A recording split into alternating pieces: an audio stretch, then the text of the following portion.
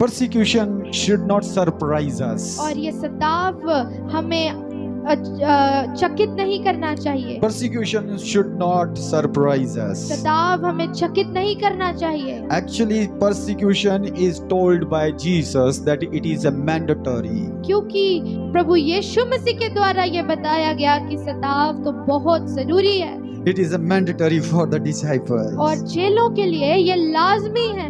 He did not say that to his disciples that people may insult you. उसने अपने प्रभु यीशु मसीह ने अपने चेलों को ये नहीं कहा कि लोग शायद तुम्हारी बेइज्जती करेंगे, तुम्हें सताव देंगे। He did not say that people may persecute you. प्रभु यीशु मसीह ने ये लोग तुम्हें सताएंगे। But he said people will hate you. लेकिन प्रभु यीशु मसीह ने तो कहा कि लोग तुम्हें सताएंगे और तुमसे नफरत करेंगे। So therefore by no means we should be surprised from it. इसलिए जब हम सताव सुनते हैं तो हमें चकित नहीं होना या सरप्राइज्ड नहीं होना। We have to take joy in it. हमें तो उसे आनंद से ले लेना है। Because our persecution is not because of our wrongdoings. क्योंकि हमारा सताव हमारे गलत कामों के लिए नहीं है। It is for the righteousness. ये तो धार्मिकता के कारण है। It is for the righteousness. किसके लिए है? धार्मिकता के लिए। If because you have done some adultery and you are put into jail. और आपने अगर कोई व्यभिचार किया है तो आप जेल में डाल दिए जाते हो। If you have done some thing wrong and you are put into prison. आपने कोई गुनाह किया है तो आपको जेल में डाल दिया जाता है। That persecution is not for the sake of righteousness. वो सताव धार्मिकता के कारण नहीं है। That is because of your lust. वो तो आपके उन आकर्षणों के कारण या आपकी लालसाओं के कारण है। So for that there is no reward. उसके लिए कोई रिवॉर्ड नहीं है। But we are persecuted for the righteousness sake. लेकिन हमें तो धार्मिकता के कारण सताया जाता है। And for them it says, can you read that portion, 10 verse, last part, verse number 10, last part. For them who shall be persecuted for the sake of righteousness. आइए हम मत्ती की अंजील उसके 5 अध्याय उसके 10 वचन के आखिरी भाग को पढ़ेंगे। क्योंकि स्वर्ग का राज्य उन्हीं का है। Hallelujah. Hallelujah. Those who are persecuted for the righteousness sake. और जो धार्मिकता के कारण सताए जाते हैं, For them is the kingdom of God. उनके लिए स्वर्ग का राज्य है। Hallelujah. Hallelujah. For them is the heaven. उनके लिए स्वर्ग का राज्य है। Hallelujah. Hallelujah. Hallelujah. May God bless us and help us. और परमेश्वर हमें आशीषित करे और हमारी मदद करे। We have to understand the first thing that suffering is mandatory for the disciples, Jesus said. और हमें इस बात को समझना पड़ेगा कि प्रभु यीशु मसीह ने कहा कि चेलों के लिए, मसीहियों के लिए जो सताव है वो लाजमी है। The second thing, suffering is normal result of following Jesus Christ. और दूसरी बात कि जो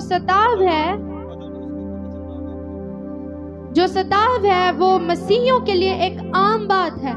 Hallelujah. Hallelujah. Hallelujah. Hallelujah. Suffering is a normal result of following Christ. और जो मसीहत को अपनाने का जो एक रिजल्ट है वो सताव एक बहुत सी आम बात है। John chapter number 15 verses 18 to 21. और यूहन्ना उसका 15 अध्याय उसकी 18 से 21 वचन तक। Hallelujah. Gospel of John chapter number 15 verses 18 to 21. यूहन्ना की अंजील उसका 15 अध्याय उसके 18 से 21 वचन तक पढ़ेंगे। If you get it, please read. आइए हम पढ़ेंगे। यदि संसार तुमसे बैर रखता है तो तुम जानते हो कि उसने तुमसे पहले मुझसे बैर रखा। यदि तुम संसार के होते तो संसार अपनों से प्रेम रखता, परंतु इस कारण कि तुम संसार के नहीं हो वरन मैंने तुम्हें संसार में से चुन लिया है, इसीलिए संसार तुमसे बैर रखता है। जो बात मैंने तुमसे कही थी, दास अपने स्वामी से बड़ा नहीं होता, उसको याद रखो। यदि उन्होंने मुझे सताया तो तुम्हें भी सताएंगे। यदि उन्होंने मेरी बात मानी तो तुम्हारी भी मानेंगे।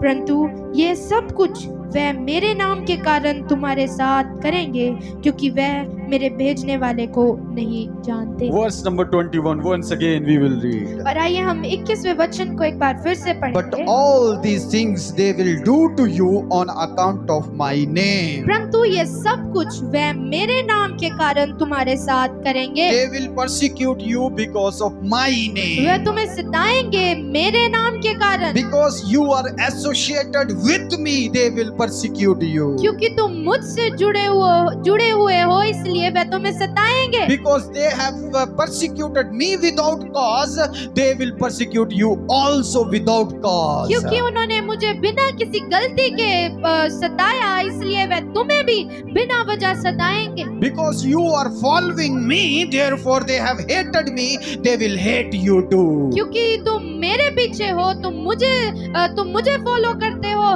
तुम मेरी मानते हो, और अगर उन्होंने मेरे से नफरत की है, मेरी नहीं मानी, तो वो तुम्हारी भी नहीं मानेंगे। Are you getting me? क्या आपको समझ लग रही है? Are you getting me? We will be persecuted, and this persecution is normal result. और हमें सताया जाएगा, और ये जो सताव है ये एक आम रिजल्ट है, A result of following Jesus. और ये प्रभु यीशु मसीह के पीछे चलने का, We उसे should not be मानने का। surprised. हमें चकित नहीं होना, We should not think of it as a big thing. हमें इसे एक बड़ी चीज नहीं मानना। We have to know that it is a normal thing. हमें ये समझना है, जानना है कि सताव हमारे लिए एक बहुत आम सी बात है। The third thing that we find in 1 Peter chapter number 5 verse number 9. और तीसरी बात जो हम पहला पत्रस उसके Chapter 5 verse 9. उसका 5 अध्याय उसके 9 वचन में पढ़ते We हैं, alone do not suffer. हम अकेले इस सताव में से होकर नहीं जाते। We are not only the one who are persecuted, हम अकेले वह नहीं हैं जो इन सब चीजों को सहते हैं, but there are many before us and with us who are persecuted. लेकिन बहुत से ऐसे थे और आने वाले हैं जिनको प्रभु यीशु मसीह के कारण सताया जाएगा। So we have to understand it. इसलिए हमें ये समझना पड़ेगा, We are not alone. हम अकेले नहीं हैं। If you got, you read it please. आइए हम पहला पत्रस उसका 5 अध्याय उसके 9 वचन को पढ़ेंगे। सब ध्यान से सुने। विश्वास में दृढ़ होकर हाँ। और ये जानकर उसका सामना करो। हाँ, विश्वास में दृढ़ होकर और ये जानकर उसका सामना करो कि तुम्हारे भाई जो संसार में कि हैं, तुम्हारे भाई जो संसार में है, ऐसे ही दुख सह रहे हैं। ऐसे ही दुख वो भी सह रहे हैं। ऐसा ही परसिक्यूशन, ऐसा ही सताव में से वो लोग भी जा रहे हैं। तुम अकेले सताव में से नहीं गुजर रहे। And you are not the one who is alone going through all these persecutions, but your brothers in Christ are also going through, they are also facing struggles. So बहुत सारे लोग तुम्हारे जैसे अलग अलग जगहों पे, घरों में, गलियों में, मोहल्लों में, शहरों में, नगरों में, प्रांतों में, देशों में इसको सह रहे हैं। So there are many people in different nations, different cities, different colonies, different societies who are facing the same sufferings. And at last I want to encourage you with this word. और